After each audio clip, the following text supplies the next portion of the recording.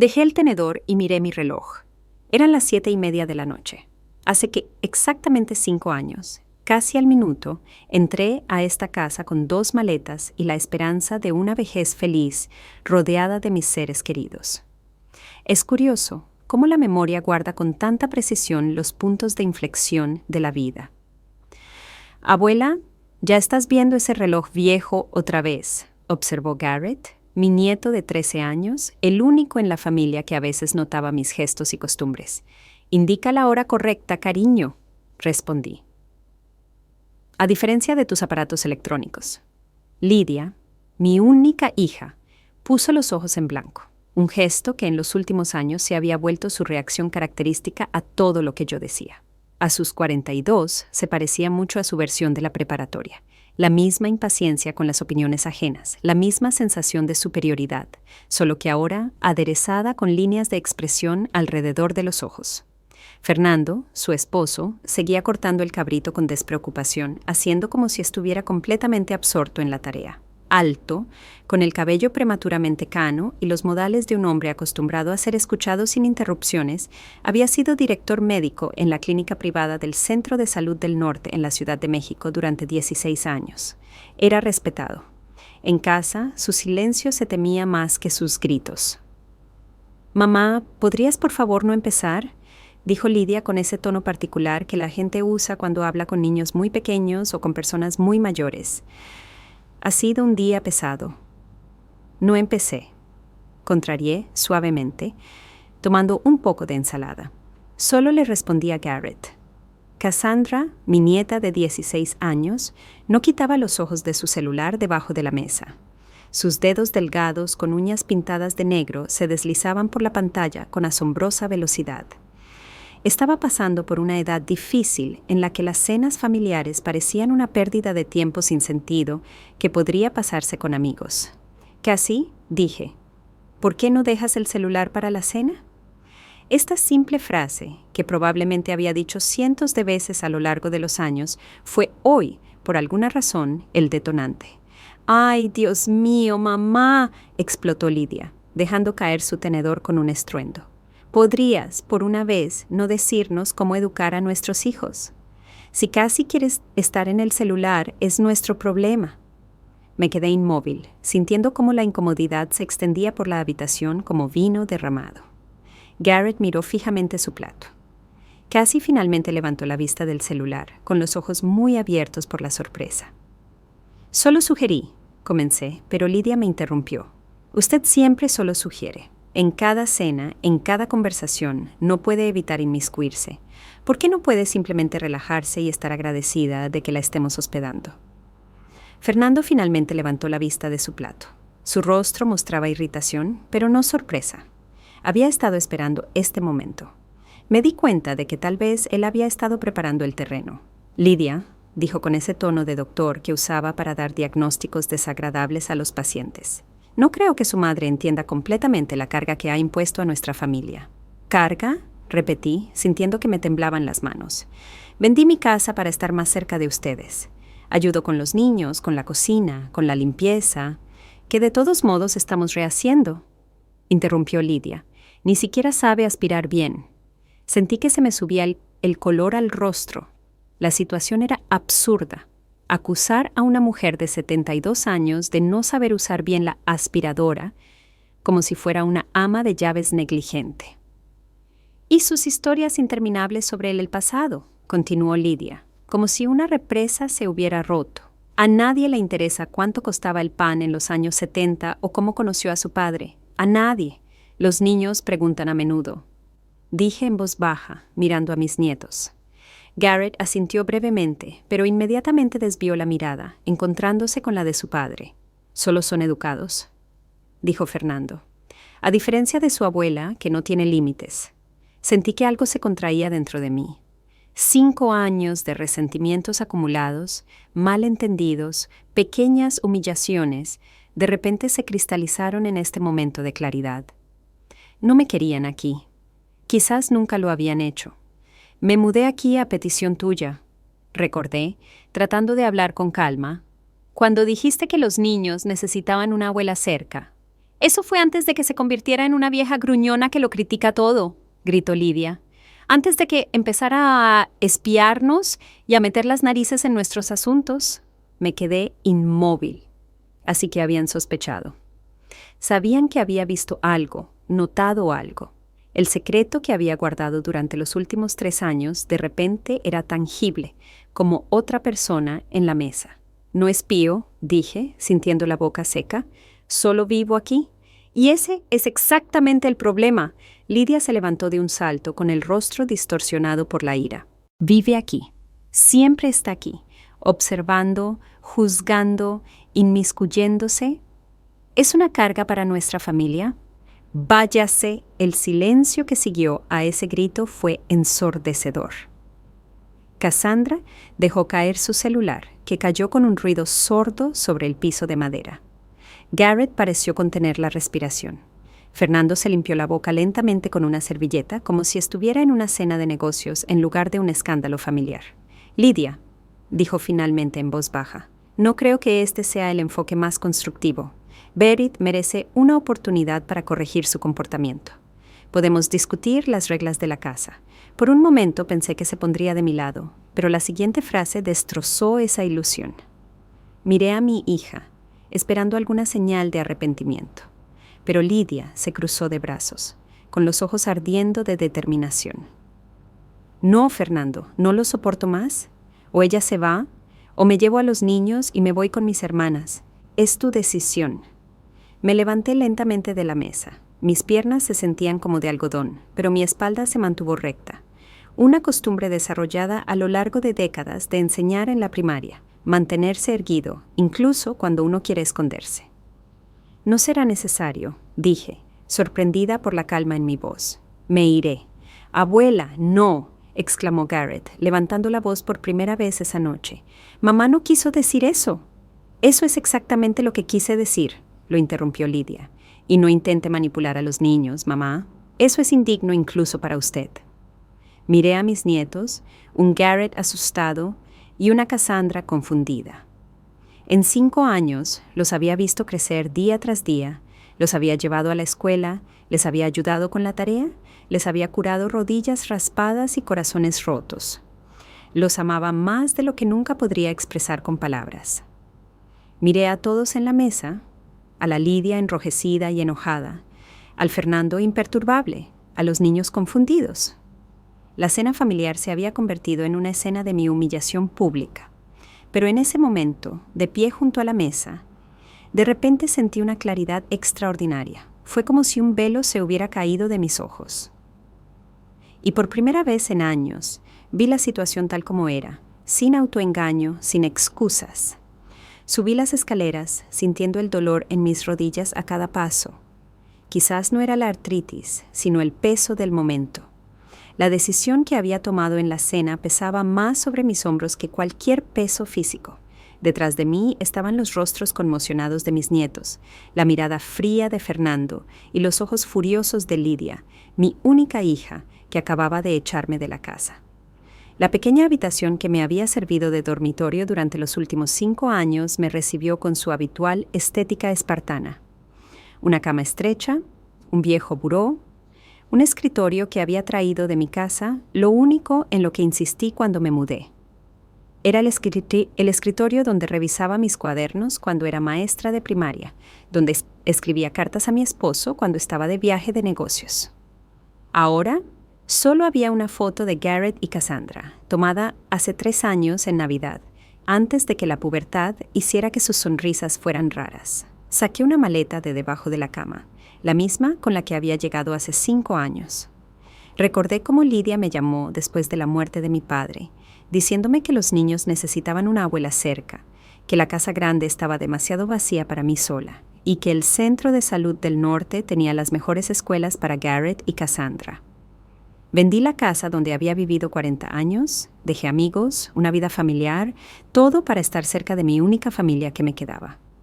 El primer año fue casi idílico. Ayudaba con los niños, cocinaba los fines de semana, contaba historias de cómo era Lidia de niña. Fernando era cortés, aunque no efusivo. Los niños, aún no atrapados por la alienación adolescente, realmente disfrutaban de mi presencia. A menudo jugábamos juegos de mesa, les ayudaba con la tarea, leía libros antes de acostarse y luego algo cambió, imperceptiblemente al principio.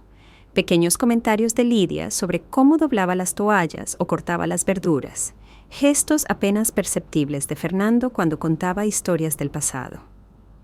Poco a poco, las críticas se hicieron más abiertas. Mi lugar en la casa se redujo física y emocionalmente. Empecé a empacar metódicamente mi ropa en mi maleta, tratando de elegir lo esencial. Un suave golpe en la puerta interrumpió mis cavilaciones. Garrett estaba en el umbral, su rostro, generalmente alegre, distorsionado por la preocupación. «Abuela», dijo en voz baja, como si tuviera miedo de que sus padres lo escucharan. «¿De verdad te vas?» «Sí, cariño», respondí y seguí empacando. A veces los adultos necesitan espacio. Pero, ¿a dónde vas? Son casi las 9 de la noche. Sonreí, tratando de que la sonrisa no pareciera forzada. Llamaré a doña Juana. ¿Recuerdas que fuimos a tomar el té con ella el otoño pasado? Tiene una casa grande en la calle del Ahuehuete. ¿Esa viejita con los gatos? Garrett arrugó la nariz, pero se corrigió. ¿Te refieres a tu amiga que nos dio galletas de pasas? Exacto. Asentí, sacando un álbum de fotos de la repisa. Doña Juana es mi amiga más antigua. Fuimos juntas a la universidad. Mamá dijo que podrías regresar si empiezas, vaciló, buscando las palabras, a respetar sus límites. Contuve un suspiro, típico de Lidia. Usar a un niño como mediador poniendo sus propias condiciones en su boca. Cariño, fui hacia mi nieto y puse mis manos sobre sus hombros. Algunas cosas son más complicadas de lo que parecen. A veces las personas necesitan separarse para encontrarse de nuevo. Y a veces una separación es simplemente el final de la historia. No le dije que no regresaría, que su madre había cruzado una línea que no podía deshacerse con disculpas, que su padre estaba involucrado en cosas que un niño de 13 años no debería saber. ¿Dejarás tu número aquí?, preguntó, y había una preocupación tan sincera en su voz que mi corazón se encogió. Claro. Escribí el número en un papel y se lo di. Llámame cuando quieras y dáselo también a Cassandra. En ese momento, Lidia apareció en el marco de la puerta. Su rostro estaba tenso. Sus ojos estaban enrojecidos, como si hubiera llorado, pero conocía a mi hija. Eran lágrimas de rabia, no de arrepentimiento. Garrett, dijo con firmeza, es hora de hacer tu tarea. ¿Pero mamá, ahora?, preguntó. ¡Ahora!, dijo con un tono que no admitía objeciones. Garrett me lanzó una última mirada de impotencia y culpa y salió de la habitación. Lidia me miró con frialdad. Espero que no le diga lo terrible que soy como madre. Nunca lo haría, respondí con calma. A diferencia de usted, no uso a los niños para mis juegos. Su rostro se distorsionó. Nunca me entendió, exhaló. Siempre pensó que sabía más. Siempre me miró con desprecio. Negué con la cabeza y cerré mi maleta. No, Lidia. Siempre te he mirado con amor, con preocupación, a veces con asombro, pero siempre con amor. Si me hubiera amado, su voz tembló, habría respetado mis decisiones, mi familia, mi matrimonio. La miré, sus puños apretados, sus nudillos blancos por la tensión. Mi pequeña, que una vez me traía dientes de león recogidos en el parque, se había convertido en una mujer que echaba a su madre de casa. Amar no significa ser ciega, dije en voz baja. Veo lo que está pasando en esta casa. Veo lo que usted y Fernando están haciendo. Sus ojos se abrieron. Por un momento un destello de miedo brilló en ellos, pero rápidamente se recompuso.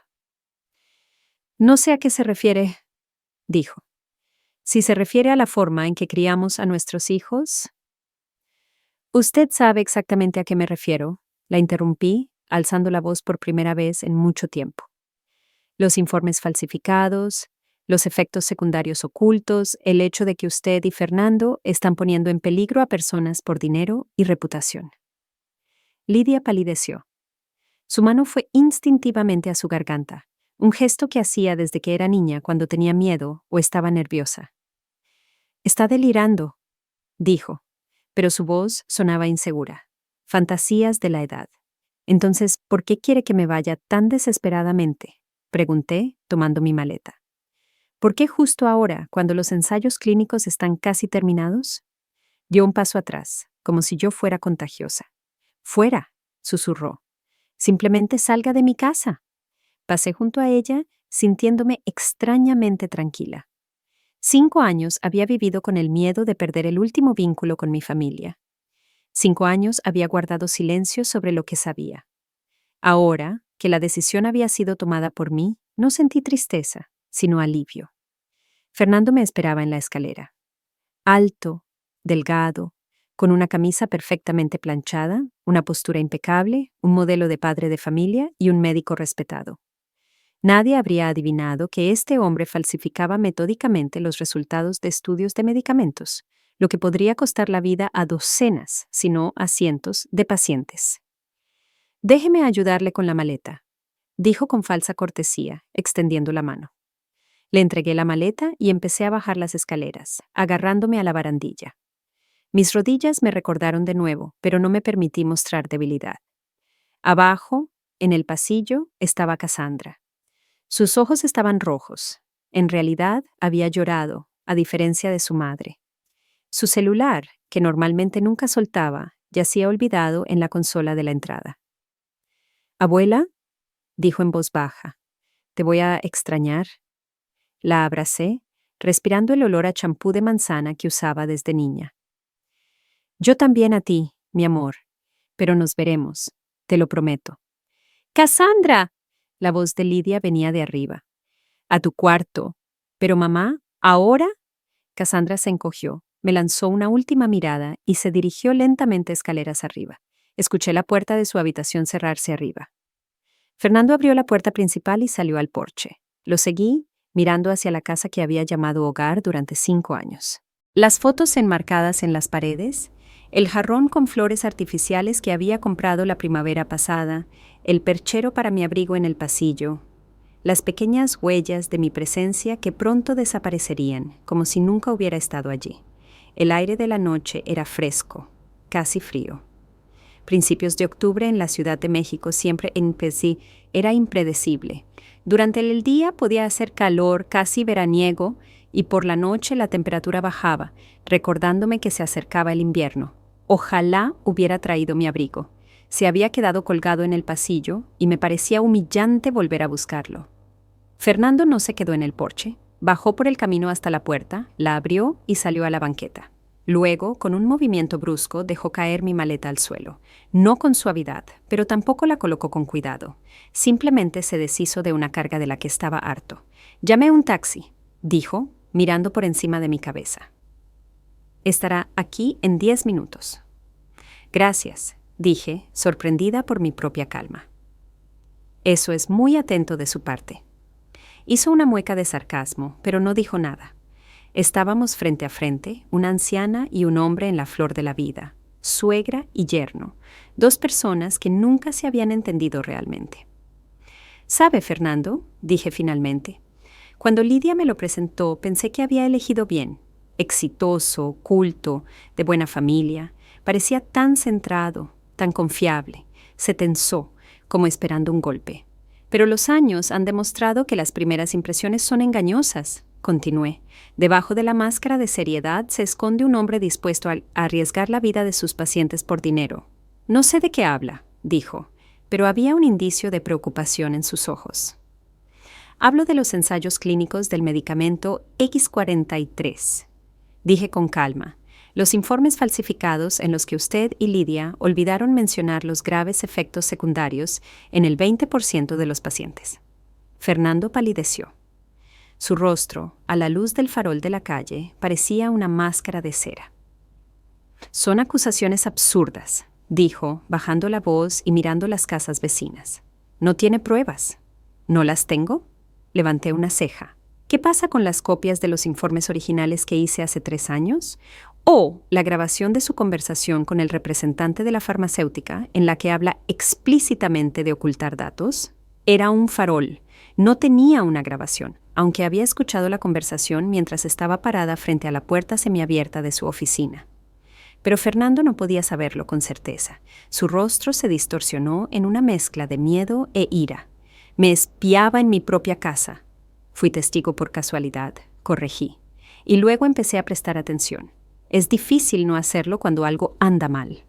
Fernando dio un paso adelante con el puño cerrado. Por un momento temí que me golpeara, pero se detuvo, recomponiéndose con un esfuerzo visible.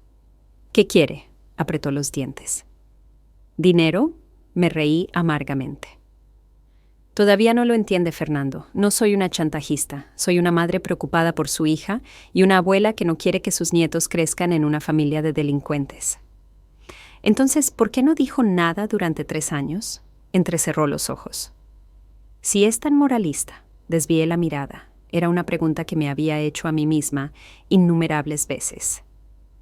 Porque tenía miedo de perder a mi familia, respondí honestamente. Porque esperaba que entraran en razón, porque me convencí de que los efectos secundarios no eran lo suficientemente graves como para arriesgar el bienestar de Lidia y los niños. Lo miré directamente. Pero hoy, usted y Lidia han tomado una decisión por mí. Me han echado de la familia que tanto temía perder. Y ahora no tengo nada que perder, Fernando. No más secretos, no más silencio. En ese momento, un taxi se detuvo en la banqueta. El conductor, un joven con el rostro cansado, bajó la ventana. «¿Señora Vargas?», preguntó. «¿Viaje al Hotel El Mirador del Río?». «Sí», respondí, sin apartar la vista de Fernando. «Soy yo». El conductor bajó para ayudar con la maleta. Fernando se quedó inmóvil, su rostro una máscara de asombro y rabia. «No se atrevería», susurró. «Piensen en Lidia, en los niños. Solo pienso en ellos», respondí, abriendo la puerta del taxi. Durante 5 años guardé silencio por ellos, pero a veces el silencio duele más que la verdad. Me subí al auto y cerré la puerta. A través del cristal vi a Fernando parado en la banqueta, su figura alta tensa, sus puños apretados. Nuestras miradas se encontraron por un momento, y vi algo en sus ojos que nunca antes había notado. Miedo, no por mí, no por los pacientes que podrían sufrir por sus manipulaciones, sino por sí mismo. El taxi arrancó, alejándome de la casa donde había vivido 5 años, de la hija que me había repudiado, de los nietos a quienes amaba más que a mi vida. Pero en ese momento no me sentí desterrada. Por primera vez en mucho tiempo me sentí libre. Libre del miedo, de la complicidad silenciosa, de comprometer mi conciencia. El teléfono sonó en mi bolso. El número de Lidia. No respondí. Lo que sea que quisiera decir era demasiado tarde. Le había dejado claro a Fernando que ya no guardaría sus secretos, y no estaba dispuesta a dar marcha atrás.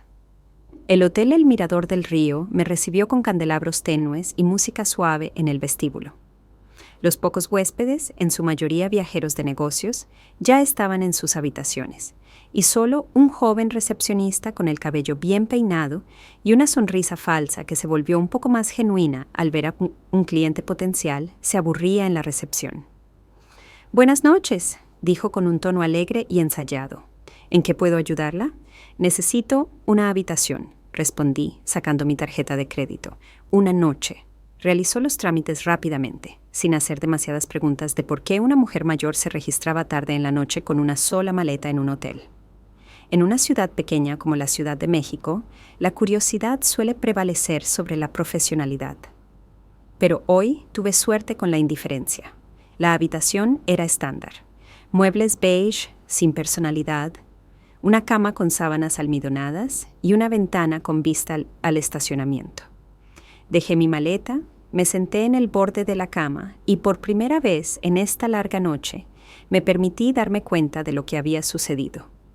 Me habían echado de mi casa. Mi propia hija había gritado que era una carga. Mi yerno había insinuado amenazadoramente que guardara silencio sobre sus manipulaciones. Mis nietos me miraron con ojos asustados, incapaces de entender cómo una cena familiar se había convertido en una escena de destierro. No lloré. Las lágrimas parecían inapropiadas. No tristeza, sino ira y amarga decepción me abrumaban. 5 años había vivido en su casa. 5 años había soportado pequeñas humillaciones. 5 años había guardado silencio sobre las cosas que arruinarían sus vidas. Y, sin embargo, me encontré en la calle como algo no deseado. El teléfono en mi bolso vibró por tercera vez en la última hora. Lo saqué y vi un mensaje de Lidia. Espero que te des cuenta de lo que has hecho. Ya es demasiado tarde para disculparse. Sonreí amargamente. Típico de Lidia. Incluso ahora me culpaba a mí. Incluso ahora, cuando literalmente me había echado, se suponía que debía sentirme culpable. Luego llegó un mensaje de Garrett. Abuela, ¿estás bien?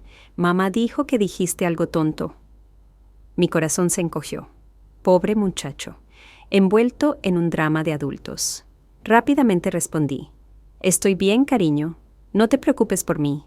Concéntrate en tus estudios y sé un buen hermano para Cassandra. Un minuto después, el teléfono volvió a vibrar. ¿Cuándo vuelves? Me quedé mirando esas 3 palabras, sin saber qué responder. La verdad nunca parecía demasiado cruel para un niño de 13 años. La mentira pronto sería deshonesta. Finalmente escribí. Hablemos de esto más tarde. Por ahora, es mejor que no me envíes mensajes de texto hasta que tus padres se calmen. Después de un breve «ok», los mensajes de texto cesaron. Guardé mi teléfono y me froté las sienes. El dolor de cabeza que había comenzado en la cena empeoró. Tenía que decidir qué hacer a continuación. El reloj marcaba casi las 11 de la noche, demasiado tarde para llamar a doña Juana, pero sabía que mi vieja amiga no se molestaría por una llamada a medianoche dadas las circunstancias. Marqué su número y ella respondió al segundo timbrazo, como si hubiera estado sentada junto al teléfono esperando una llamada. Berit. Su voz, marcada por la edad y décadas de fumar, un hábito que había dejado hace solo 5 años, sonaba preocupada. ¿Qué pasa? Nunca llamas tan tarde. Tomé un respiro profundo y le conté todo. El escándalo en la cena, las palabras de Lidia, la fría reacción de Fernando. Cómo había terminado a mis 72 años en un hotel con una maleta. Ese pomposo farsante y tu arrogante hija te echaron a la calle. Doña Juana estaba indignada después de mi historia. Berit, mi amor, ¿por qué no llamaste de inmediato? Habría ido a recogerte. Era tarde, respondí, y necesitaba tiempo para pensar. ¿Qué hay que pensar? Bufó. Te mudas conmigo mañana. Tengo 4 habitaciones y solo un gato. Hay suficiente espacio para todos. Sonreí por primera vez esa noche sinceramente. Doña Juana siempre había sido así, obstinada, decidida, implacable. Por eso la había amado desde que la conocí el primer día de clases hace casi 50 años. ¿Estás segura?, pregunté. Esto podría ser por mucho tiempo. Espero que sea para siempre, interrumpió. Te he estado pidiendo que te mudes conmigo durante 3 años en lugar de servir a esta familia ingrata. Finalmente tomaste la decisión correcta, aunque por la fuerza. Acordamos que me recogería del hotel a las 10 de la mañana siguiente. Después de la conversación, sentí que la tensión se liberaba un poco. Al menos tenía un plan para mañana y un techo sobre mi cabeza para el futuro previsible. Me duché, tratando de lavar no tanto el cansancio físico como el lodo emocional del día. Estuve mucho tiempo acostada en la cama desconocida, incapaz de dormir. Los eventos de la noche se repetían en mi cabeza, imaginando escenarios alternativos donde decía algo diferente, donde Lidia no explotaba, donde Fernando se ponía de mi lado. Pero la realidad era esta. Mi propia hija me había echado de casa, y ahora, a los 72 años, se suponía que debía empezar una nueva vida. La mañana me recibió con la luz del sol que se colaba por las cortinas sueltas y el sonido de los autos que llegaban frente al hotel. Había dormido más de lo habitual, casi hasta las 9, pero todavía me sentía agotada. Mi dolor de cabeza había desaparecido, pero fue reemplazado por una sensación de vacío e irrealidad. Empaqué mis cosas, fui al vestíbulo y pagué mi habitación. Luego salí y me senté en un banco frente al hotel, disfrutando del sol de octubre. La Ciudad de México parecía tranquila y somnolienta, una ciudad pequeña donde todos se conocen, donde las noticias se propagan como reguero de pólvora, donde las reputaciones se construyen durante décadas y se destruyen en un solo día. Exactamente a las 10, el Volvo plateado de doña Juana se detuvo frente al hotel, el auto al que ella cariñosamente llamaba mi última locura, después de comprarlo para su cumpleaños número 70, ignorando las advertencias de su hijo de que, a su edad, era hora de dejar de conducir. Doña Juana salió del auto. Una mujer alta y corpulenta con el cabello gris corto y lápiz labial brillante en los labios. Los años apenas habían encorvado su espalda, aunque las arrugas en su rostro se habían profundizado y su paso era menos ágil. A sus 75 años, todavía parecía una mujer con la que era mejor no discutir. Berit abrió los brazos y yo entré agradecida. Mi amor, qué enojada estoy con tu hija. No gastes tu energía en eso. Sonreí con cansancio. Lo que pasó, pasó. Ella resopló, pero no discutió. En cambio, levantó mi maleta y fue al maletero. Te preparé la habitación azul, dijo mientras entrábamos al camino de entrada, la que da al jardín. ¿Recuerdas que siempre decías que era la habitación más bonita de la casa? Asentí, sintiendo un nudo en la garganta. Doña Juana no solo me ofrecía un techo, estaba tratando de hacerme feliz en esta nueva realidad. Gracias, dije en voz baja, por todo. Ella me lanzó una rápida mirada de comprensión y simpatía. De nada, cariño. ¿Recuerdas cómo me ayudaste después de la muerte de Gabriel? Pensé que no iba a superar el año, pero venías cada fin de semana, cocinabas la cena, me hacías salir de casa. Me salvaste de ahogarme en la tristeza. Ahora es mi turno. La casa de Doña Juana estaba en la calle del Ahuehuete, una calle tranquila en la parte antigua de la Ciudad de México, donde las mansiones de estilo colonial se mezclaban con edificios más modernos. Su casa pertenecía a la primera categoría, un edificio de 3 pisos con techo de mansarda, un amplio porche y un jardín bien cuidado. Gabriel, su difunto esposo, había sido un arquitecto exitoso y la casa reflejaba su gusto, elegante, espaciosa, pero no ostentosa. Dentro fuimos recibidas por Oscar, un viejo gato gris que, como el señor de la casa, estaba encaramado en el alféizar de la ventana del pasillo. Se estiró perezosamente al entrar, pero no bajó a saludarnos. No le hagas caso, dijo doña Juana, restándole importancia. Se cree el emperador y nosotros sus sirvientes. Me guío por el pasillo hasta la sala, un espacio amplio con techos altos y grandes ventanales. Muebles antiguos se mezclaban con mobiliario moderno. Doña Juana siempre había tenido un talento para combinar lo tradicional con lo nuevo. Ponte cómoda, dijo, señalando el sofá. Haré té y podremos hacer planes. Mientras ella se movía en la cocina, miré a mi alrededor, recordando las muchas veces que había estado aquí. Antes de mudarme con Lidia, doña Juana y yo nos habíamos reunido casi todas las semanas, tomando té, discutiendo libros, poniéndonos al día. Después de mudarme con mi hija, esas reuniones se volvieron más raras. A Fernando no le caía muy bien doña Juana, la consideraba excéntrica y demasiado directa para una mujer de su edad. Lidia tampoco fomentaba nuestra amistad, especialmente después de que doña Juana le dijera sin rodeos que era demasiado estricta con su madre. Doña Juana regresó con una bandeja con una tetera, tazas y un plato de galletas. Entonces, dijo, sirviendo el té, ¿cuál es tu plan? Suspiré, tomando la taza. Honestamente, no tengo ninguno. Todo pasó tan de repente. Todo lo que sé es que no volvería con Lidia, incluso si me lo pidiera, lo cual dudo mucho. Y con razón, asintió doña Juana. Has tolerado su negligencia durante demasiado tiempo, pero no me refiero a eso. ¿Qué vas a hacer con lo que sabes sobre los manejos de tu yerno? Me tensé. Por supuesto que doña Juana lo sabía. Le había contado mis sospechas hace 2 años, cuando descubrí por primera vez las inconsistencias en los documentos de Fernando. No lo sé, respondí honestamente. Una parte de mí quiere olvidar todo y empezar una nueva vida. La otra parte de mí se da cuenta de que el silencio significa complicidad. Doña Juana me miró atentamente por encima de sus lentes.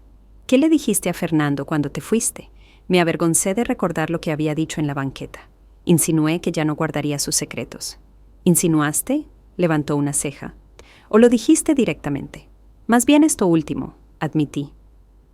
Estaba enojada y decepcionada. Entonces no tienes otra opción. Doña Juana dejó la taza firmemente sobre la mesa. Si le dijiste a Fernando, no se quedará de brazos cruzados. Tratará de desacreditarte antes de que puedas hablar. Contará a todos que estás demente, que quieres vengar tu destierro, que siempre lo has odiado. Tienes que actuar primero. Sabía que tenía razón. Fernando no es el tipo de persona que deja pasar las amenazas, especialmente las tan graves. ¿Pero qué pasa si me equivoco?, pregunté, expresando el miedo que me había impedido actuar durante mucho tiempo. ¿Qué pasa si interpreté mal lo que vi? Berit. Doña Juana puso su mano sobre la mía. Eres una ex maestra de matemáticas. Has trabajado con números durante 30 años.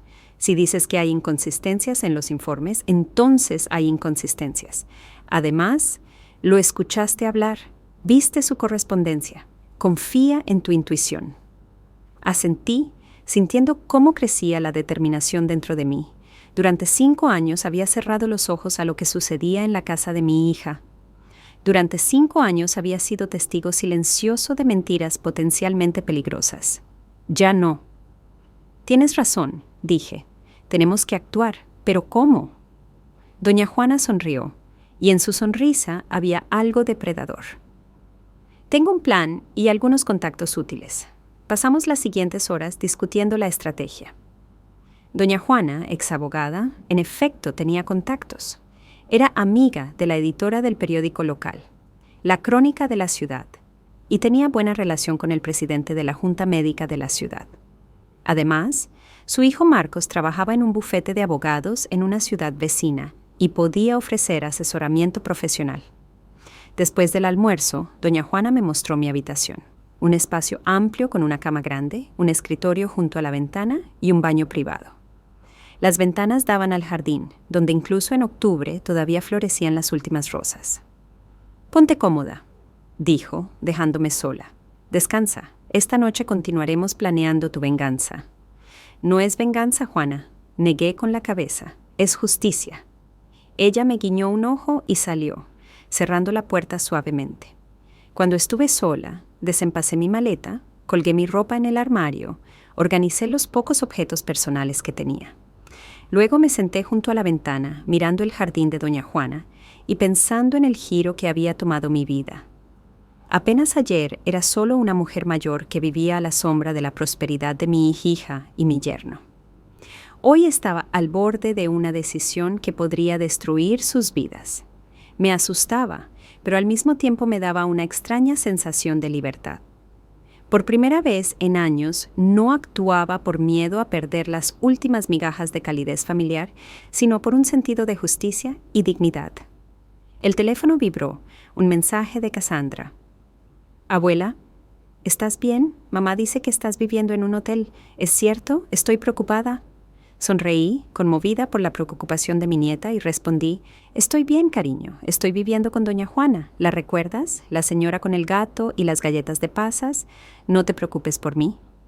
1 minuto después llegó la respuesta: «¿Puedo ir a verte después de la escuela? Mamá no debe saberlo». Dudé. Por un lado, quería mucho ver a mi nieta. Por otro lado, no quería ponerla en la posición de tener que mentirles a sus padres. «Déjame hablar con tu mamá primero», escribí después de pensarlo bien. «No quiero que te metas en problemas por mi culpa». «Mamá no me deja», siguió una respuesta inmediata. «Dijo que dijiste cosas malas sobre papá y que ahora no deberíamos juntarnos contigo». Suspiré. Por supuesto que Lidia intentaría poner a los niños en mi contra. Era predecible, pero aún así dolía. «Vamos a vernos mañana después de la escuela en la cafetería El Té Verde», escribí después de pensarlo bien. «A las 4 de la tarde. Por favor, solo no les digas directamente a tus papás. Inventa que vas a casa de una amiga a trabajar en un proyecto o algo así».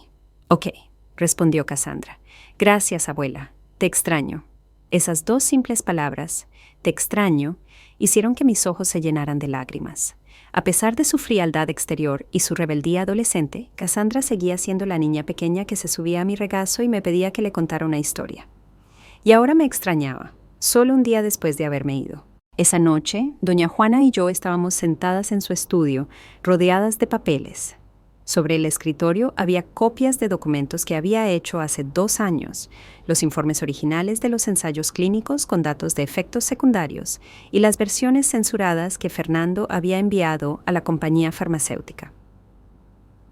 «Esto es suficiente para interesar a la Junta Médica», dijo doña Juana, estudiando los papeles. «Pero para una investigación seria se necesita más». «¿Tienes acceso a datos más recientes?», negué con la cabeza. «Solo lo que veo o escucho por casualidad. Los últimos 6 meses, Fernando ha sido muy cuidadoso. Cerraba su oficina, nunca dejaba documentos a la vista».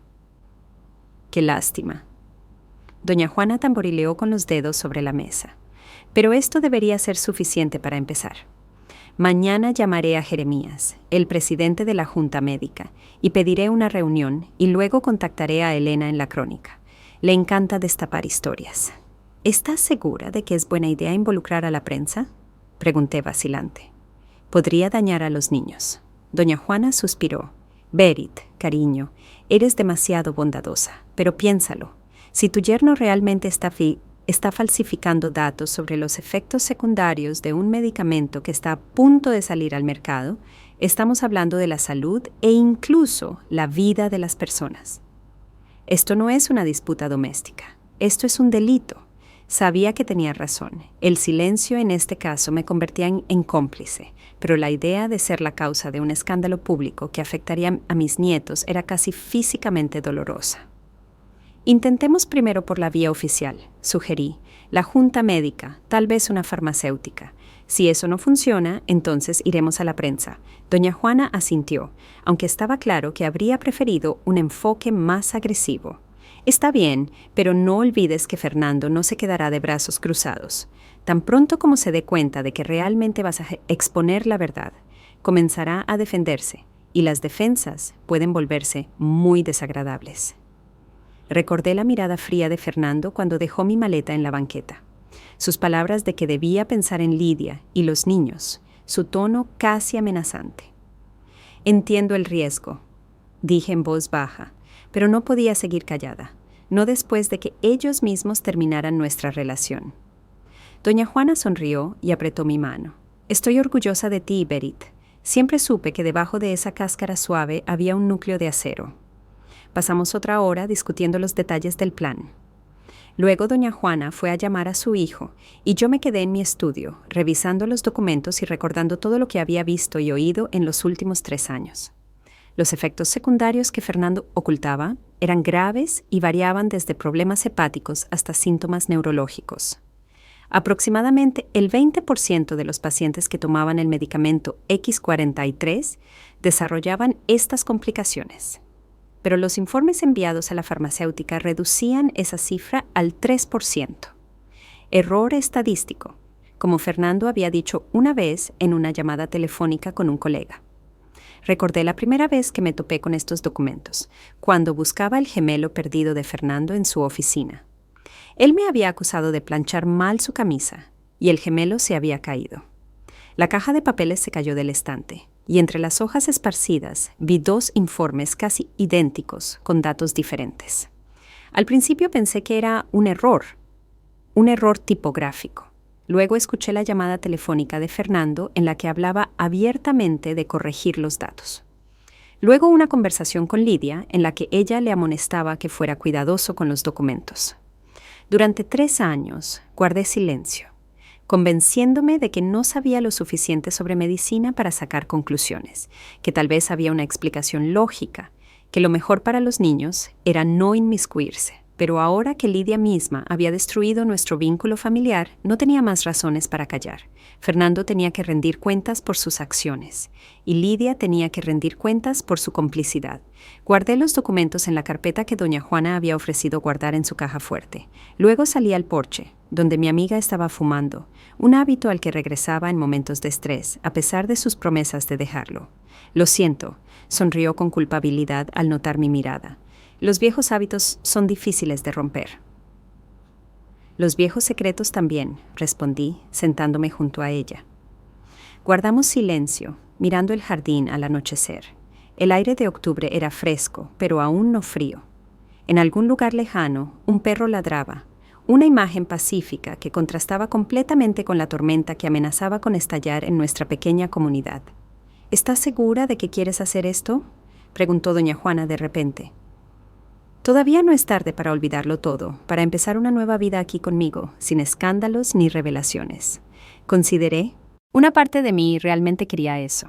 Una vida tranquila y pacífica con una amiga de confianza, lejos de dramas familiares y dilemas éticos.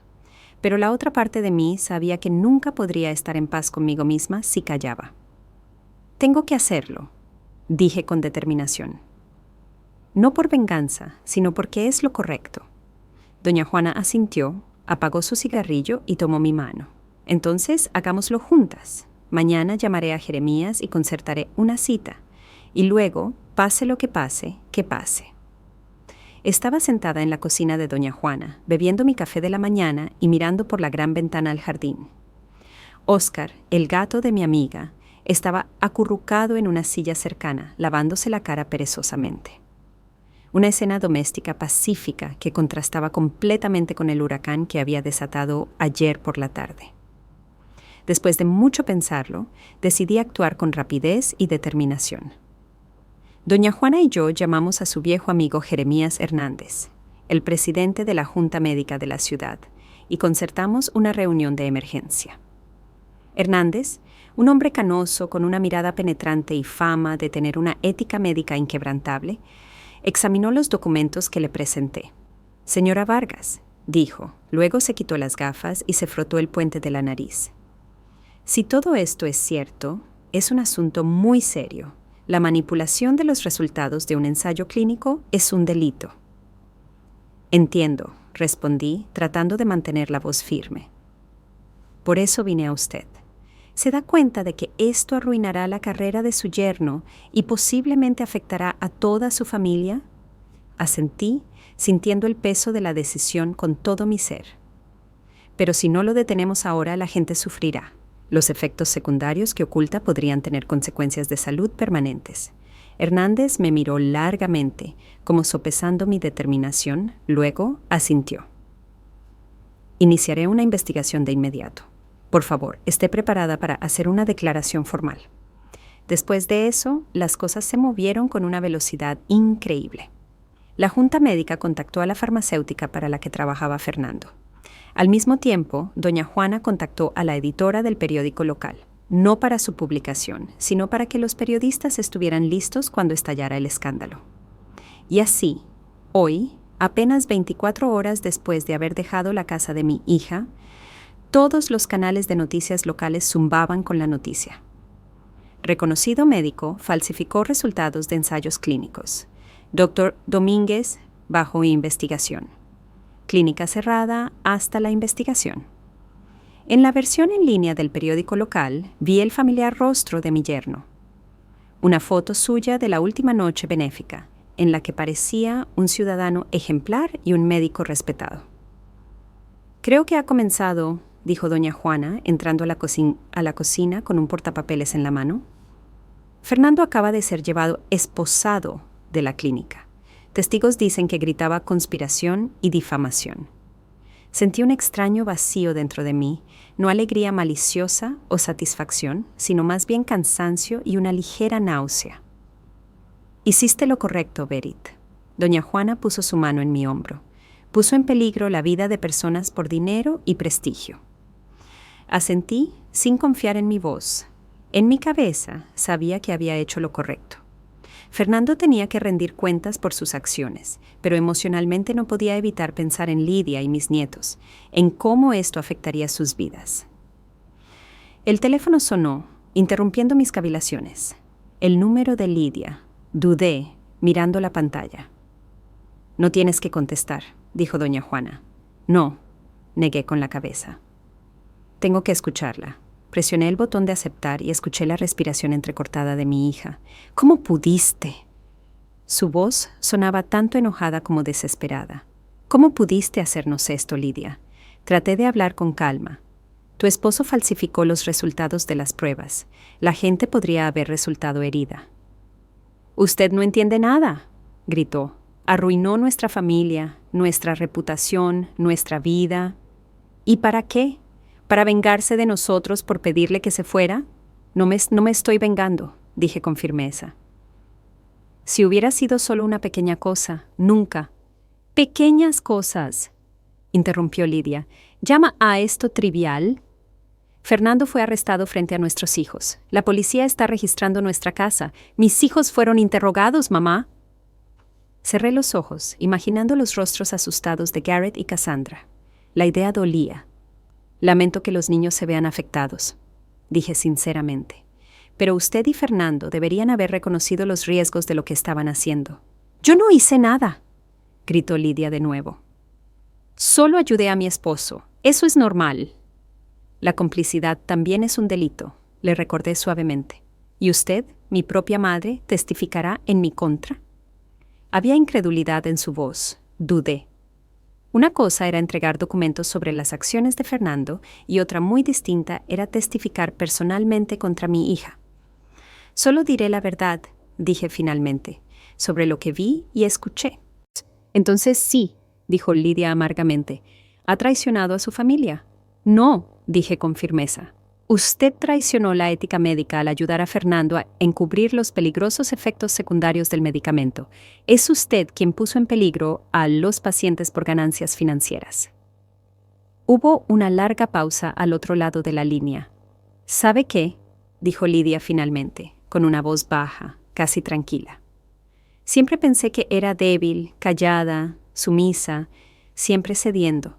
Pero resulta que es la persona más cruel y calculadora que conozco. Felicidades, mamá. Ganó. Nuestra vida está arruinada. Con esas palabras colgó. Lentamente dejé el teléfono sobre la mesa, sintiendo un extraño vacío dentro de mí. Está en shock, dijo doña Juana en voz baja, tomando el teléfono de mi mano. Dale tiempo para procesar lo que pasó, negué con la cabeza. No, Juana. Nunca me perdonará, y no estoy segura de poder perdonarla a ella.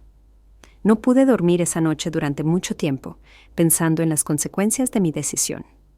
Había hecho lo que creía correcto, pero el precio era alto. Posiblemente había perdido a mi hija para siempre y había puesto en riesgo mi relación con mis nietos. La familia de Fernando y Lidia estaba destruida financiera, social y emocionalmente. Su reputación en la ciudad, que alguna vez consideraron su fortaleza, estaba en ruinas. Y sin embargo, cuando me quedé dormida por la mañana, no sentí arrepentimiento. Solo la tranquila certeza de que había hecho lo correcto, aunque tuviera que cargar con el peso de esa decisión por el resto de mi vida. 3 meses pasaron volando. Enero envolvió la Ciudad de México en un manto blanco de nieve, transformando la pequeña ciudad en una postal navideña. Sentada junto a la ventana en la sala de doña Juana, observé los copos de nieve girar a la luz de los faroles de la calle, pensando en cómo había cambiado mi vida durante este tiempo. El escándalo de Fernando se había calmado gradualmente. Las primeras semanas turbulentas, en las que su nombre había estado en la portada de los periódicos locales, habían dado paso a una investigación más tranquila, pero no menos exhaustiva. La compañía farmacéutica canceló todos los contratos con él e inició su propia auditoría. Su licencia médica permaneció suspendida, su clínica cerrada. La mayoría de los pacientes que habían participado en los estudios presentaron una demanda colectiva. Lidia perdió su trabajo como administradora de la clínica y, hasta donde sabía por Garrett, intentaba encontrar uno nuevo. Pero la reputación de ser la esposa de un médico fraudulento le cerraba muchas puertas. La situación financiera de la familia se volvió cada vez más precaria. Ya habían vendido uno de sus autos y despedido a la ama de llaves. Observé todo esto con sentimientos encontrados.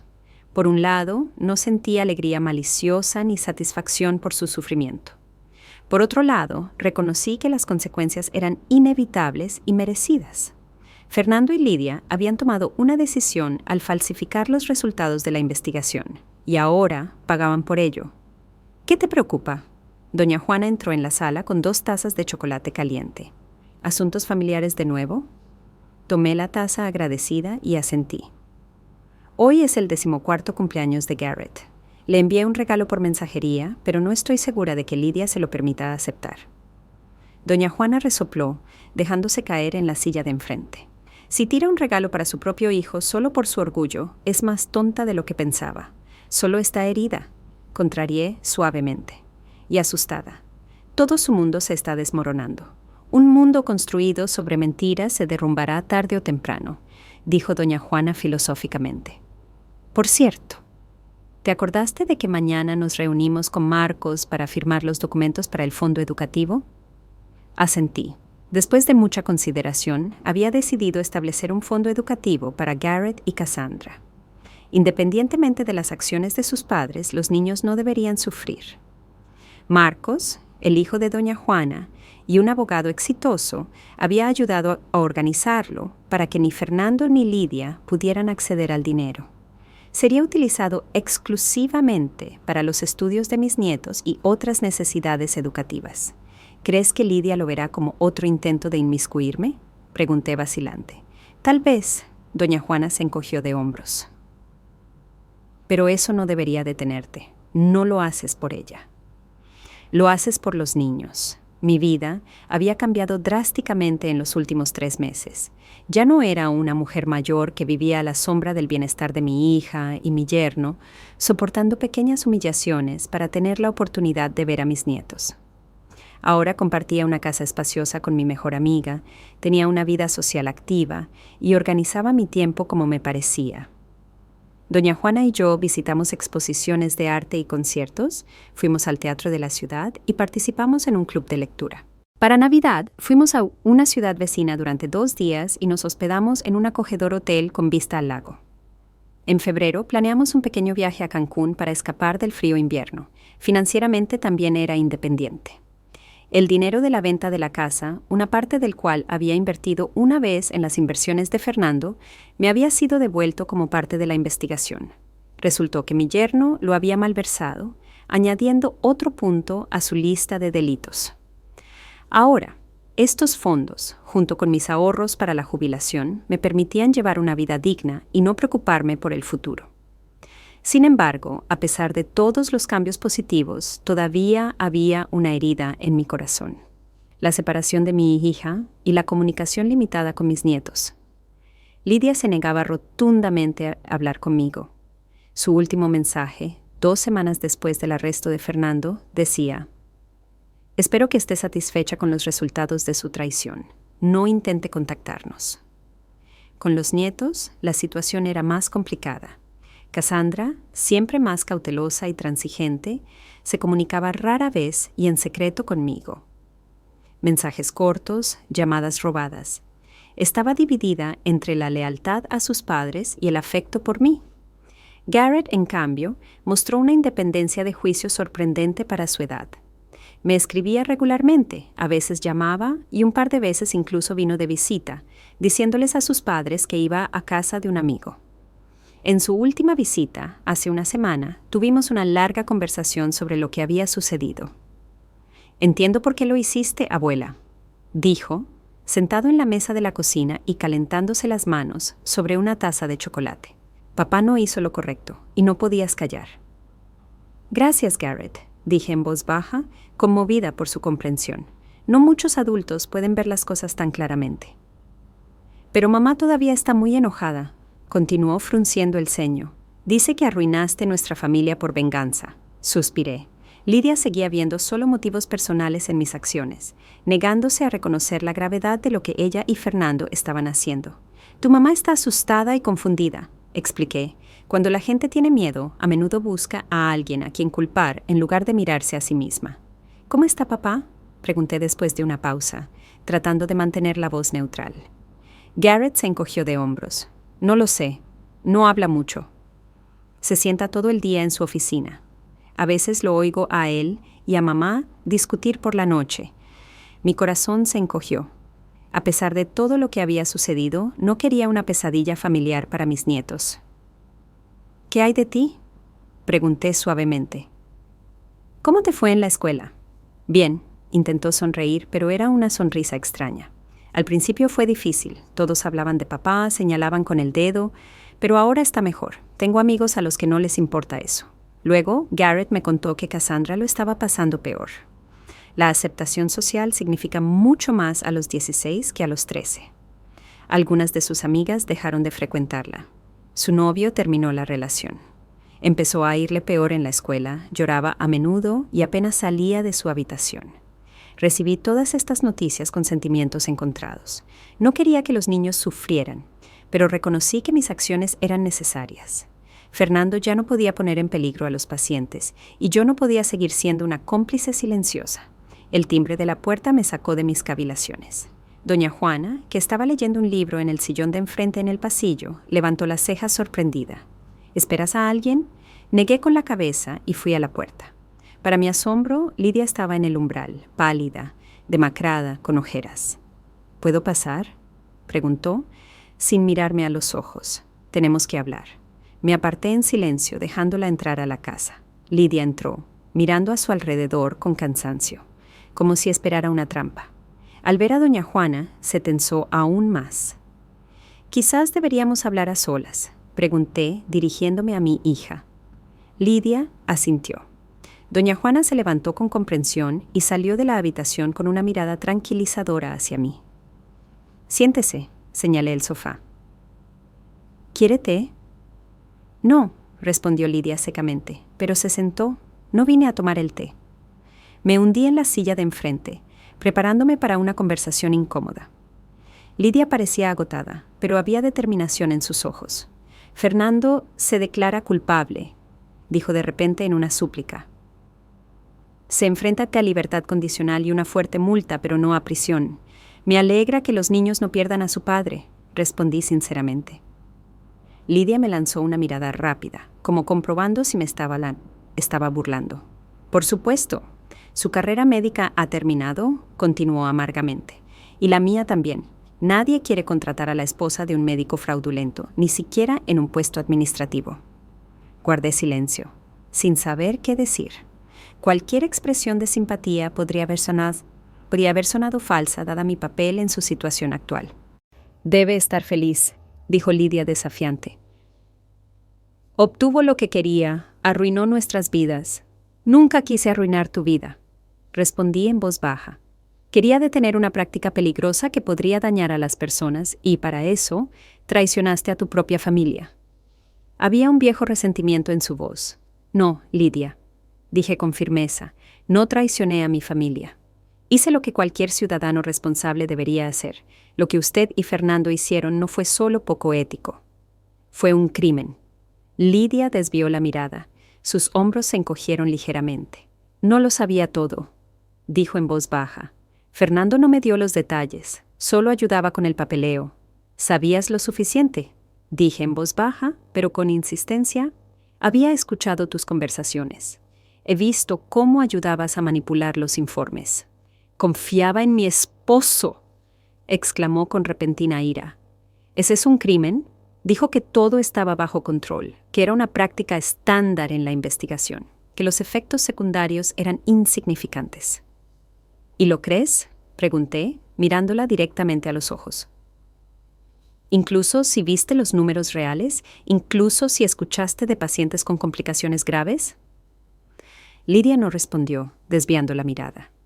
En su silencio vi la respuesta más clara que todas las palabras.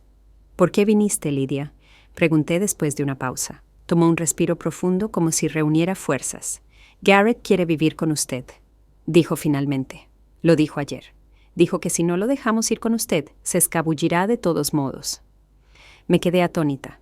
Sí, Garrett me había mostrado afecto, pero nunca me había imaginado que daría un paso así.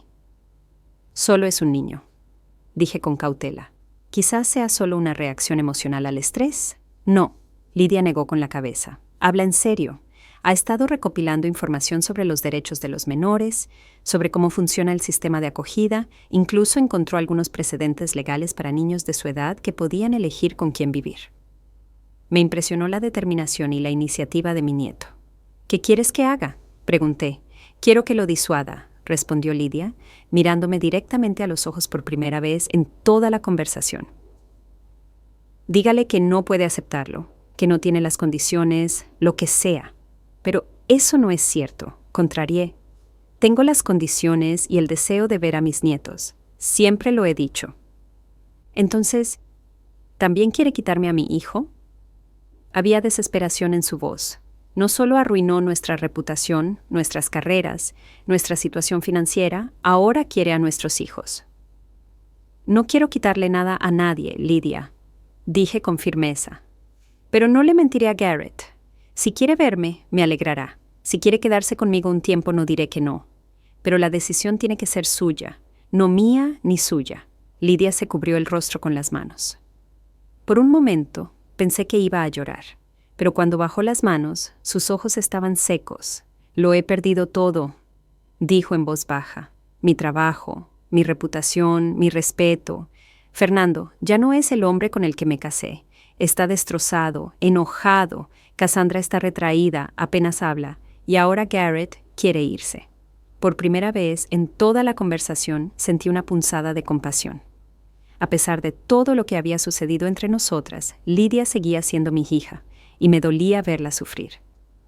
Tal vez deberíamos considerar un compromiso, sugerí. Garrett podría pasar los fines de semana o algunos días a la semana conmigo. Eso le daría el espacio que necesita, pero seguiría siendo parte de su familia. Lydia me miró con cansancio. ¿De verdad cree que eso funcionaría? No lo sé, respondí honestamente. Pero vale la pena intentarlo, por el bien de Garrett. Ella asintió lentamente, como si cada movimiento requiriera esfuerzo. Bien, que venga el fin de semana. Veremos cómo funciona. Sentí alivio. No una victoria completa, pero un paso en la dirección correcta. ¿Y Cassandra? Pregunté con cautela. Ella también podría venir si quisiera. Cassandra está pasando por un momento difícil, respondió Lydia evasivamente. Dale tiempo. Asentí, reconociendo que no debía presionar. Lo importante era que la puerta a la comunicación con mis nietos ahora estaba entreabierta. Hay algo más, dijo Lydia, levantándose. Escuché que está creando un fondo educativo para los niños. Sí, confirmé. Independientemente de nuestra relación, quiero asegurar su futuro. Gracias, dijo en voz baja. La palabra le costaba visiblemente pronunciarla. Dada nuestra situación financiera actual, eso ayudará. Asentí, sin querer enfatizar su gratitud, que era visiblemente merecida. Me voy entonces, dijo Lydia, dirigiéndose a la puerta. ¿Puede Garrett venir este viernes? Claro, respondí. Lo estaré esperando. Cuando la puerta se cerró detrás de ella, me quedé mucho tiempo en el pasillo, procesando lo que había sucedido. Doña Juana se acercó en silencio y me puso una mano en el hombro. ¿Cómo te fue? Mejor de lo esperado, respondí honestamente. Garrett vendrá el fin de semana, quizás Cassandra también algún día. Eso es bueno, asintió. Los niños no deberían tener que sufrir por los errores de sus padres. Sí, estuve de acuerdo, pero luego agregué con una sonrisa triste, aunque Lydia todavía cree que es mi culpa, no sus acciones y las de Fernando.